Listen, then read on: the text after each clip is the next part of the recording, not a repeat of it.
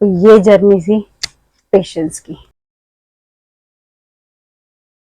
तो हेलो सखियों और उनके पतियों, उम्मीद है आप सब सुकून में होंगे। तो लास्ट वीडियो में हमने बात की थी कि कैसे डॉक्टर ने बताया कि टीबी है। 6 मंथ तक मेडिसिन वगैरह लेकर टीबी ठीक हो गया। अगर आप सब ने अभी तक वो वीडियो नहीं देखी है तो आई बटन पर लिंक है, आप जाकर देख सकते। तो मेरा नाम है आकांक्षा और मैं इस कॉर्पोरेट टू करल चैनल की होस्ट हूँ, जहां पर हम शेयर करते हैं असली पेरेंटिंग और असली बातें। तो आज हम बात करेंगे उन 4 पॉइंट्स के बारे में जिसका आपको टीबी के ट्रीटमेंट के दौरान और उसके बाद भी ध्यान रखना पड़ता है। लेकिन इन 4 पॉइंट से पहले मैं आपको बता दूं कि मैं कोई डॉक्टर या मेडिकल रिप्रेजेंटेटिव नहीं हूँ। जो भी बातें मैं शेयर कर रही हूँ या की है वो मेरा पर्सनल एक्सपीरियंस है। तो शुरू करते हैं। पहला पॉइंट, मेडिसिन और उसके साइड इफेक्ट। तो जब मैंने दवाई लेना स्टार्ट किया तो मुझे लगा दवाइयाँ ही तो है, बस खानी है और क्या। लेकिन वो दवाइयाँ थी ये। पहले ही दिन वॉमिटिंग आने लगी तो मैंने सोचा 6 महीने कैसे खाऊंगी, और खानी तो है। वॉमिटिंग, नोजिया, भूख कम लगना, टंग का कलर चेंज होना, डार्क कलर हो गया था, यूरिन का कलर चेंज होना जो कि मेडिसिन की वजह से होता है, वेट गिरना, 65 से 54 पे आ गई थी मैं। और बाल, 4 महीने पहले ये बाल थे मेरे और अब ये हो गए थे। तो ये सब साइड इफेक्ट हुए थे मुझे। और जो सबसे बड़ा साइड इफेक्ट था उसकी बात करेंगे हम थर्ड पॉइंट में। लेकिन साइड इफेक्ट जो भी हो, दवाई नहीं छोड़नी। तो पहले बात करते हैं डाइट की। तो सेकंड पॉइंट है हमारा डाइट। तो टीबी में मेडिसिन तो काम करती है लेकिन रिकवरी हमेशा डाइट से ही आती है। तो टीबी में सबसे ज्यादा जरूरी होता है प्रोटीन। मैं जो भी डाइट लेती थी उसमें प्रोटीन हमेशा ऐड होता था। स्प्राउट, काले चने, रोस्टेड चने, सत्तू, नट्स और पनीर तो मैं 2 बार लेती थी दिन में। क्योंकि अगर एक हेल्थी पर्सन को 0.75 ग्राम पनीर चाहिए तो एक टीबी पेशेंट को 1.5 ग्राम पनीर चाहिए होता है।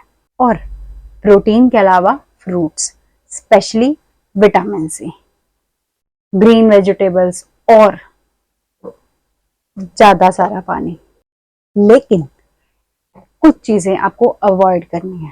Junk food, excessive sugar, alcohol, smoking, ये सब कुछ आपको अवॉइड करना है। क्यों? क्योंकि जब बॉडी फाइट कर रही होती है ना तो उसे सपोर्ट चाहिए होता है, लोड नहीं। और ये चीजें हमारे बॉडी पे लोड बढ़ाती हैं। तो थर्ड पॉइंट जिसने मेरी रातों की नींद खराब कर दी, न्यूरोपैथी। तो कुछ टीबी की medicine nerve related problems create करती हैं।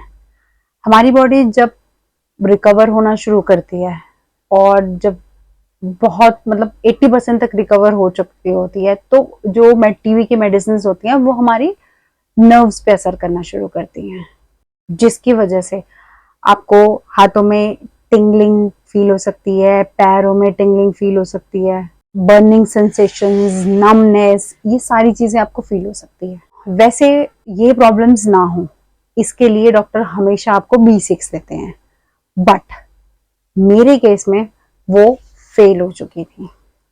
मुझे एडिशनली B12 भी दिया गया था लेकिन B12 से भी कोई फर्क नहीं पड़ा था, जैसा कि मैंने आपको अपनी पिछली वीडियो में बताया था। अब बात करते हैं उस पॉइंट की जिसको समझना सबसे ज्यादा जरूरी है। Fourth point, healing takes time. तो मेडिसिन खत्म होने के बाद भी बॉडी हीलिंग में टाइम लेती है। स्वेलिंग खत्म होने में 2 महीने लग गए लेकिन निशान अभी भी है। न्यूरोपैथी तो ठीक हो गई 3 महीने बाद, लेकिन अभी भी B12 लेनी पड़ती है क्योंकि पोस्टमार्टम के 6 मंथ बाद टीबी और रिकवर होते होते 1 साल, तो B12 कम ही रह गया। ब्रेन पर, हेयरिंग पर, इन सब पर टीवी की दवाई का असर हो सकता है और इन चीजों से आपको रिकवर होने में 1-2 साल लग सकते हैं। लेकिन अगर आप जंक फूड से प्यार करोगे तो हो सकता है आपको रिकवर होने में ज्यादा टाइम लग जाए। तो एक टीबी पेशेंट को इन सारी बातों का रखना है हमेशा ध्यान। और जब टफ टाइम आता है ना तो टाइम बहुत लंबा लगता है, लेकिन उस टफ टाइम में भी बहुत कुछ हमारे साथ अच्छा होता है। वो कहावत सुनी है ना आपने, जो होता है अच्छे के लिए होता है। और मेरे लिए ये कहावत सही में काम करी। कैसे? उसके लिए आपको इंतजार करना पड़ेगा हमारी नेक्स्ट वीडियो का। अगर आप अपना कोई भी एक्सपीरियंस शेयर करना चाहते हो या कोई सवाल पूछना चाहते हो तो प्लीज कमेंट बॉक्स में जरूर लिखें। तो अपना ख्याल रखिए और अपनी रूह का सुकून बनाए रखिए। अलविदा।